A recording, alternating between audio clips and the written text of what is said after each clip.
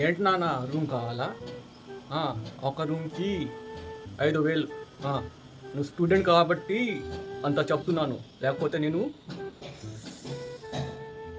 8,000 తీసుకుంటా, సరేనా? హలో, మీ పై నుంచి ఏం చేస్తున్నారు అసలు? అంత సౌండ్ వస్తుంది కింద. కింద కూడా మనుషులు ఉంటారు తెలుసా? నీ రూమ్లో 12, 15 మందులు ఉంటున్నారు. ఏంటి దరిద్రపన? రెండు రెండు కుర్రలు మాత్రమే ఇచ్చాను ఆ రూమ్, సరేనా? అసలు ఈ కాలంలో బ్యాచులర్స్కి ఇవ్వకూడదు రూము. ఓయ్, పొద్దున్న 6 గంటలకి నేను 2 అమ్మాయిలు చూసాను నీ రూమ్ నుంచి బయట వెళ్తుంది. ఆ, ఏంట్రా, ఏడు పని చేస్తున్నావు నువ్వు?